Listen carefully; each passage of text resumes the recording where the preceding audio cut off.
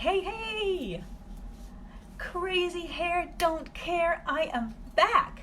I am back, yo, with Mini Mompreneur Musing episode 24. It has been a summer full of kids and zero time to myself. And now kids are back in school and I am back with you and I couldn't be more excited. So, hey. Mini Mompreneur Musing episode 24. This is about the power of you. So I want to talk about you. More pointedly, I want to talk about the power of you.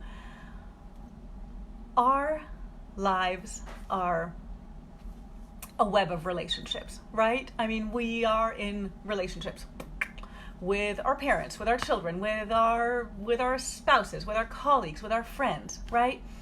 And we can talk about relationships to things, right? Also to non-humans. We can talk about relationships to our relationships to the work that we're doing, to our creative projects, right? Hello, Lynn.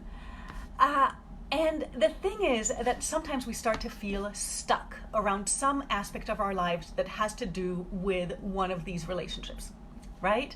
A stuck pattern with our partner, or a stuck pattern with our kids. And we feel that we can't move through this on our own because the stuckness resides in relationship, right? The stuckness is a function of the relationship. But here's the radical thing. The good news and the bad news is that change starts with you, not anyone else. It starts with awareness, with choice, with a deep dive into values, with commitment, with choosing different. And all of these are things that only you can do for yourself.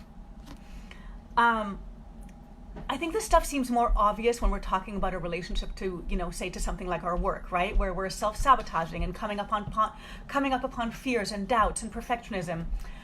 We can accept the fact that what we're encountering are limiting beliefs, and that we can choose to rewrite our stories around that, right?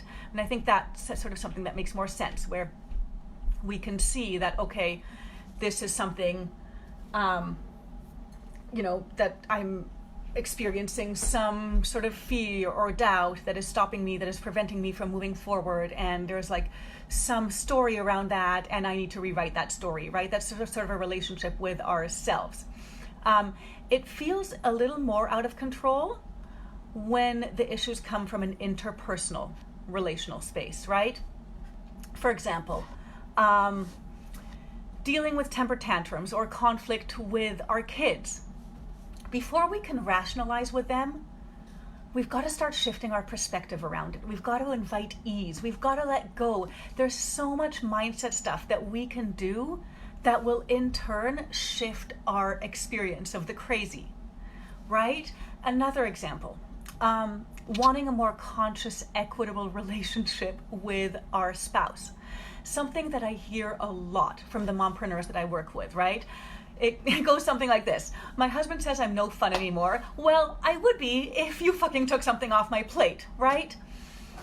And yes, the conversations in partnership have to happen, but the intention, the seed for change needs to come from you. The awareness, the choice, the value, the taking on a do less philosophy and anchoring into your worth, a worth that is not defined by doing all the things. That's the deep mindset shift that can in turn create the deeper shifts. Another example, better sex with a partner doesn't necessarily start with a partner. It starts with you. It starts with pleasuring yourself, with valuing yourself, with honoring yourself, with deciding to feel sensual and celebrating that. Shalom Yuval.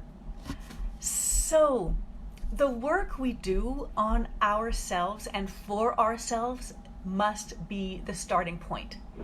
And it has the power to ripple outward, right? Picture it sort of like a mobile, right? Like the kind that hangs over a baby's crib.